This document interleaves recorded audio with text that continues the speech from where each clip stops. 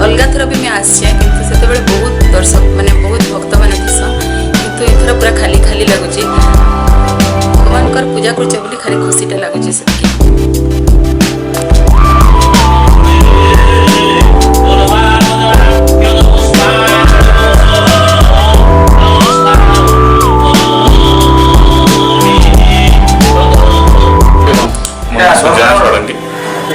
आज करता अपन स्वामी स्त्री दिन बसी श्रावण पूर्णिमा अवसर काना अवसर स्नान पूर्णिमा कर्तारे हेबाले सुजोगटे मिली भगवान के पाखे मैंने चिर उपकृत सेवा कर मौका मिलूँ आउ कि कोरोना लगे टोटाल तने सिस्टम ही बंद हो मंदिर पूरा बंद अच्छे भल लगे आपनकर मानसिक काना रही आम तो चाहूँ मैंने कोरोना के जल्दी पलो यात्रा संभव हो पार बोलिकी यात्रा आगे काना संभव नहीं हवा माने गवर्नमेंट ऊपर ही डिपेंड करवा खुशी होता खुशी करता हवा खुशी अच्छे कि प्रोग्राम नहीं हो पार यात्रा संभव नहीं हो पार इसलिए दुख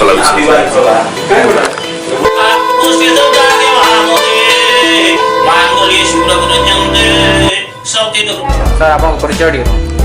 जगदानंद गंधाय वृणधार्दिहराय नीलाचल निवासाय जगन्नाथाय मुन्ना हूँ पंडित संतोष कुमार मिश्र जन्मस्थान हूँ बलांगीर जन्मस्थान हूँ बेंद्रा रोच बलांगीर टिकरा पड़ारे 2014 गोपाल जी मंदिर भगवान को पूजा आदि कर दुर्भाग्य बेसी सब वर्ष पर वर्ष रथयात्रा नहीं हुए बोलिकी प्रचार प्रसार हो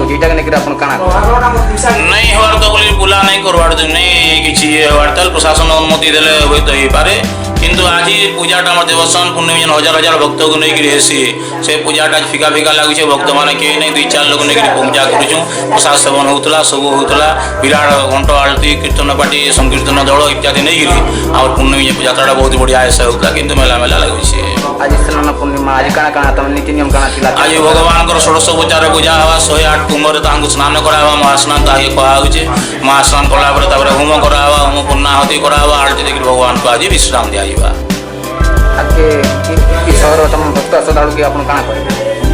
नहीं तार पर तुम भगवान को नेत्रोत्सव अच्छी तपर यात्रा अच्छे गुंडीचा यात्रा अच्छे आउे मौसी माँ मंदिर के समय जाकि भोग आदि हेसी अवतार 10 अवतार हेसी सब देखिकी फिर स्थान काल समय देखिकी विश्व महामारी चली जहाँ आमको जिलापाल अनुमति देवे से हिसाब से पूजा आगे आगे विधि हिसाब से करा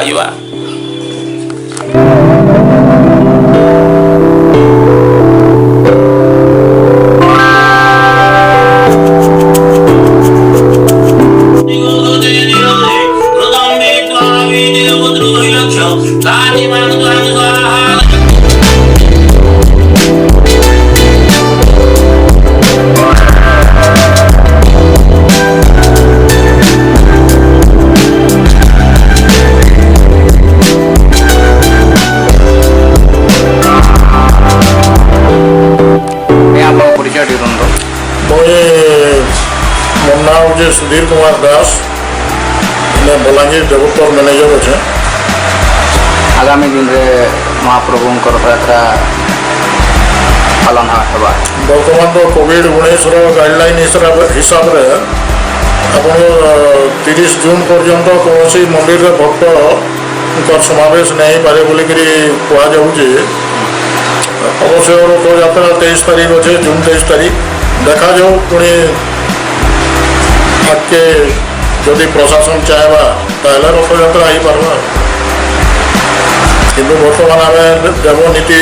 स्नान यात्रा है कि देवस्नान पूर्णमी है कि आप नेत्र उत्सव है यहाँ मंदिर भीतर ଯଥା ରୀତିରେ ପାଳନ କରୁଛୁ। କେନ୍ତା ରହୁଛି ମନ୍ଦିର ପରିସରଟା କେନ୍ତା ରହୁଛି କାଁ ରହୁଛି ନା